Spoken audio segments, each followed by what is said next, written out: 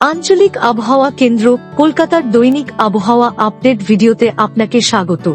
গত 24 ঘন্টায় রাজ্য জুড়ে শুষ্ক আবহাওয়া বিরাজ করেছে। আজ রাজ্যের সবচেয়ে কম সর্বনিম্ন তাপমাত্রা রেকর্ড হয়েছে দক্ষিণবঙ্গে পুরুলিয়ায় 14 ডিগ্রি সেলসিয়াস, উত্তরবঙ্গের সমতল এলাকায় আলিপুর দুয়ারে 15 ডিগ্রি সেলসিয়াস এবং পাহাড়ে দার্জিলিংয়ে 6.8 ডিগ্রি সেলসিয়াস। বর্তমানে পশ্চিমবঙ্গের উপর কোনো উল্লেখযোগ্য আবহাওয়াগত পরিস্থিতি নেই। আগামী এক সপ্তাহে রাজ্যের কোথাও আবহাওয়ার সতর্কতা নেই। প্রধানত শুষ্ক আবহাওয়া থাকবে। আগামী 4 দিনে পশ্চিমবঙ্গের জেলাগুলিতে ন্যূনতম তাপমাত্রা ধীরে ধীরে 2 থেকে 3 ডিগ্রি সেলসিয়াস বৃদ্ধি পাবে এবং তার পরবর্তী 3 দিনে তাপমাত্রায় কোনো বড় পরিবর্তন হওয়ার সম্ভাবনা নেই। 19 থেকে 21 নভেম্বর পশ্চিমবঙ্গের বিভিন্ন জেলার কিছু স্থানে সকালবেলায় হালকা থেকে মাঝারি কুয়াশা পড়ার সম্ভাবনা রয়েছে।